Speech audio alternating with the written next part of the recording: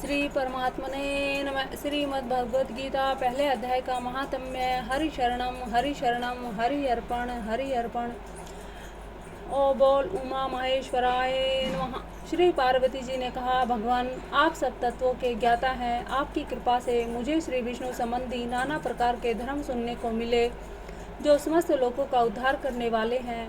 देवेश, अब मैं गीता का महात्म्य सुनना चाहती हूँ, जिसका श्रवण करने से श्री हरि में भक्ति बढ़ती है।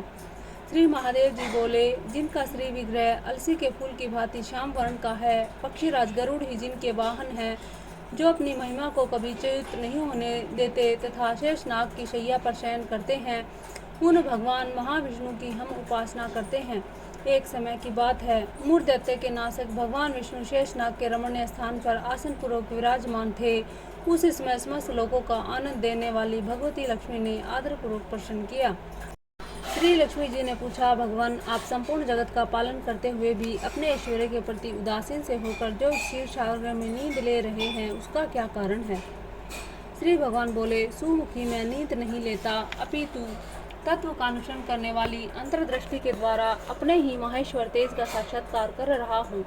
यह वही तेज है जिसका योगी पुरुष कुशाग्र बुद्धि के द्वारा अपने अंतःकरण में दर्शन करते हैं तथा जिसे मीमांसक विद्वान वेदों का सार तत्व निश्चित करते हैं।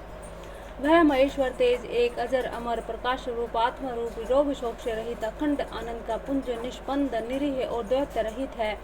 इस जगत का जीवन उसी के अधीन है, मैं उसी का अनुभव करता हूँ। देवेश्वरी, यही कारण है कि मैं तुम्हें नींद लेता सा प्रतीत हो रहा हूँ। श्री लक्ष्मी जी ने कहा, ऋषिकेश आप ही योगी पुरुषों के ध्येय हैं। आपके अतिरिक्त भी कोई ध्यान करने योग्य तत्व है, यह जानकर मुझे कौतूहल हो रहा है।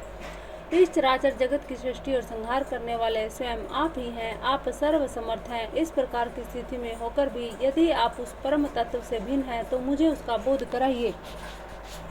श्री भगवान बोले, प्रिय आत्मा स्वरूप दैत्य और अदैत्य से पृथक, भाव और अभाव से मुक्त, आदि और अनंत से रहित है, शुद्ध ज्ञान के प्रकाश से उपलब्ध होने वाला तथा परमानंद स्वरूप होने के कारण एकमात्र सुंदर है। वही मेरा ईश्वरीय रूप है। आत्मा का एक तत्व ही सबके द्वारा जानने योग्य है।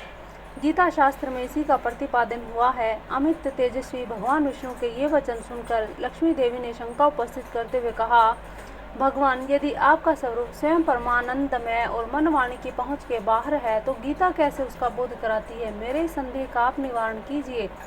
श्री भगवान बोले, सुंदरी सुनो, मैं गीता में अपनी स्थिति का वर्णन करता हूँ।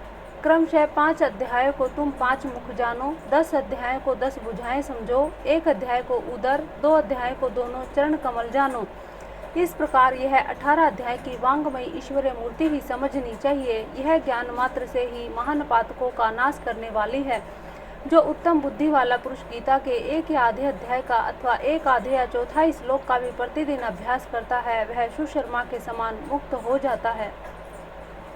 श्री लक्ष्मी जी ने पूछा, देव सुशर्मा कौन था? किस जाति का था और किस कारण से उसकी मुक्ति हुई? श्री भगवान बोले, प्रिय सुशर्मा बड़ी खोटी बुद्धि का मनुष्य था। पापियों का तो वह शिरोमणि ही था। उसका जन्म वैदिक ज्ञान से शून्य एवं क्रूरतापूर्ण कर्म करने वाले ब्राह्मणों के कुल में हुआ था। वह न ध्यान करता था, न जप, न होम करता था, न अतिथियों का सत्कार करता था। वह लंपट होने के कारण सदा विषयों के सेवन में ही आसक्त रहता था। हल जोतता और पत्ते बेचकर जीविका चलाता था। उसे मदिरा पीने का व्यसन था तथा वह मांस भी खाया करता था। इस प्रकार उसने अपने जीवन का दीर्घ काल व्यतीत कर लिया। एक दिन मूढ़ बुद्धि सुशर्मा पत्ते लाने के लिए किसी ऋषि की वाटिका में घूम रहा था। इसी बीच में काले रूपधारी काले सांप ने उसे डस लिया। सुशर्मा की मृत्यु हो गई। तदंतर वह अनेक नरकों में जा वहाँ की यातनाएं भोगकर मृत्युलोक में लौट आया और वहाँ बोझ ढोने वाला बैल हुआ। उसी समय किसी पंगु ने अपने जीवन को आराम से व्यतीत करने के लिए उसे खरीद लिया। बैल ने अपनी पीठ पर पंगु का भार ढोते हुए बड़े कष्ट से 7-8 वर्ष बिताए। एक दिन पंगु ने किसी ऊंचे स्थान पर बहुत देर तक बड़ी तेजी के साथ उस बैल को घुमाया। इससे वह थककर बड़े वेग से पृथ्वी पर गिरा और मूर्छित हो गया। उस समय वहां कौतूहलवश आकृष्ट हो बहुत से लोग एकत्रित हुए। उन जन समुदाय में से किसी पुण्यात्मा व्यक्ति ने उस बैल का कल्याण करने के लिए उसे अपना पुण्य दान किया। तत्पश्चात कुछ दूसरे लोगों ने भी अपने अपने पुण्यों को याद करके उन्हें उनके लिए दान किया। वह भीड़ में एक वेश्या भी खड़ी थी। उसे अपने पुण्य का पता नहीं था, तो भी उसने लोगों की देखा देखी उस बैल के लिए कुछ त्याग किया। तदंतर यमराज के दूत उस मरे हुए प्राणी को पहले यमपुरी ले गए। वहाँ यह विचार कर कि यह वेश्या दिए हुए पुण्य से पुण्यवान हो गई है, उसे छोड़ दिया। फिर वह भूलोक में आकर उत्तम कुलोशील वाले ब्राह्मणों के घर में उत्पन्न हुआ। उस समय भी उसे अपने पूर्व जन्म की बातों का स्मरण बना रहा। बहुत दिनों के बाद अपने अज्ञान को दूर करने वाले कल्याण तत्व का जिज्ञासु होकर वह उस वेश्या के पास गया और उसके दान की बात बतलाते हुए उसने पूछा, तुमने कौन सा पुण्य दान किया था? वेश्या ने उत्तर दिया, वह पिंजरे में बैठा हुआ तोता प्रतिदिन कुछ पढ़ता है, उससे मेरा अंतकरण पवित्र हो गया, उसी का पुण्य मैंने तुम्हारे लिए दान किया था। इसके बाद उन दोनों ने तोते से पूछा। तब उस तोते ने अपने पूर्व जन्म का स्मरण करके प्राचीन इतिहास कहना प्रारंभ किया। शुक बोला, पूर्व जन्म में मैं विद्वान होकर भी विद्वता के अभिमान से मोहित रहता था। मेरा राग देश इतना बढ़ गया था कि मैं गुणवान विद्वानों के प्रति भी ईर्ष्या भाव रखने लगा। फिर समयानुसार मेरी मृत्यु हो गई। मैं अनेकों घृणित लोकों में भटकता फिरा। उसके बाद इस लोक में आया। सदगुरु की अत्यंत निंदा करने के कारण तोते के कुल में मेरा जन्म हुआ। पापी होने के कारण छोटी अवस्था में ही माता पिता से मेरा वियोग हो गया। एक दिन मैं ग्रीष्म ऋतु में तपे हुए मार्ग पर पड़ा था। वहाँ से कुछ श्रेष्ठ मुनि मुझे उठा लाए और महात्माओं के आश्रम के भीतर एक पिंजरे में उन्होंने मुझे डाल दिया। वहीं मुझे पढ़ाया गया। ऋषियों के बालक बड़े आदर के साथ गीता के प्रथम अध्याय की आवृत्ति किया करते थे। उन्हीं से सुनकर मैं बारंबार पाठ करने लगा।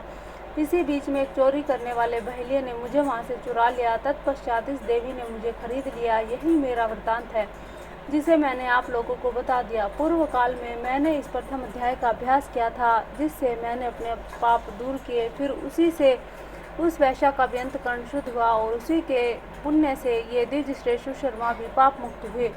इस प्रकार परस्पर वार्तालाप और गीता के प्रथम अध्याय के महात्म्य की प्रशंसा करके वे तीनों निरंतर अपने अपने घर गीता का अभ्यास करने लगे। फिर ज्ञान प्राप्त करके वे मुक्त हो गए। इसलिए जो गीता के प्रथम अध्याय को पढ़ता है, सुनता है, अभ्यास करता है, उसे इस भवसागर से पार करने में कोई कठिनाई नहीं होती। बोलिए बाके बिहारी नंदलाल की जय।